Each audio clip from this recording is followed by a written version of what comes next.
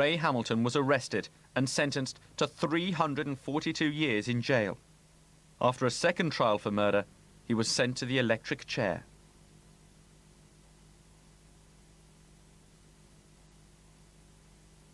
The police cars carried a massive armory of weapons. They prepared an ambush for the outlaws. This reconstruction of the ambush was made only a few days later. For 3 days and nights, these officers lay in wait on this road, but Bonnie and Clyde were wary. On the 23rd of May, the officers stopped Henry Methvin's father as he drove up the road. He was handcuffed to a tree and his truck left by the roadside as a decoy.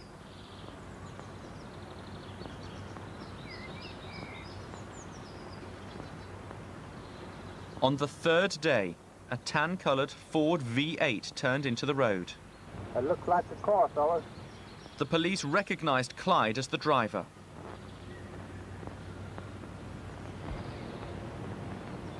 That's him for sure, I'll guarantee you. Get ready now. As Clyde saw Methvin's truck, he slowed down. The police prepared to open fire. That's him, fellas. If he reaches for it, let him have it. Look down!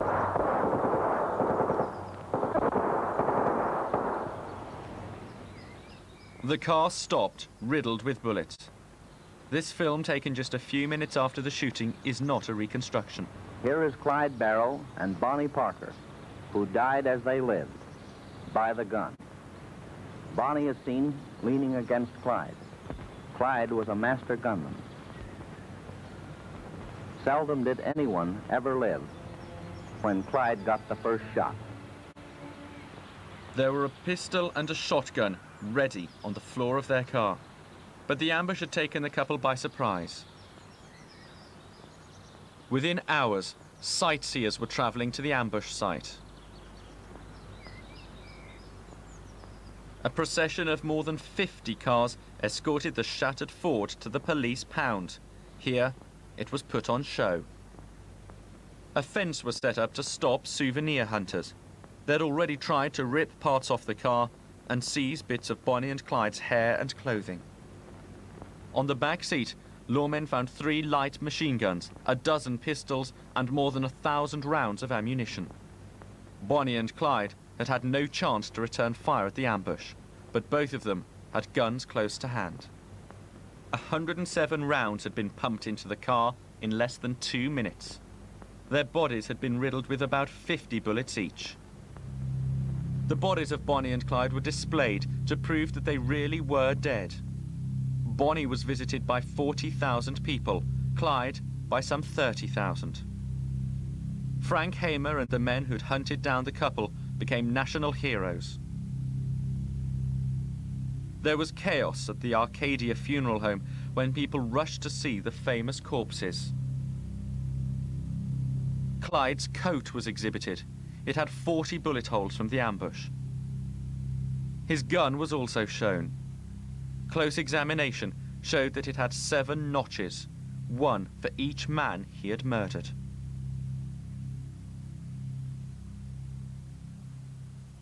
"20 relatives and friends stood trial for harboring the couple. The men were chained together, but the women weren't considered dangerous. W.D., already serving 15 years, got another 2. Henry Methvin had a life sentence. He also received an extra 2 years. Bonnie's sister Billy and Buck's wife Blanche were sentenced to a year and a day each. Bonnie and Clyde's mothers were put on trial. Their lawyer pleaded that love took precedence over the law, but the judge wasn't impressed by the defense or by Mrs. Barrow's ill health. Both were given 30 days in prison. Clyde was buried next to his brother Buck at West Dallas Cemetery. An aeroplane dropped a floral wreath. Although she had asked to be buried next to Clyde, Bonnie was taken to Dallas's Fish Trap Cemetery. The press was out in force. As well as her extended family, thousands of sightseers attended the funeral. Her sister and mother were inconsolable. Clyde's family was also there. Her family wrote an epitaph for Bonnie's grave. As the flowers are all made sweeter by the sunshine and the dew, so this old world is made brighter by the lives of folks like you. While on the run, Bonnie had sent poems to various newspapers. They included her own epitaph. They don't think they're too tough or desperate. They know that the law always wins. They've been shot at before, but they do not ignore that death is the wages of sin. Someday they'll go down together, and they'll bury them side by side. To few it'll be grief, to the law a relief, but it's death for Bonnie and Clyde.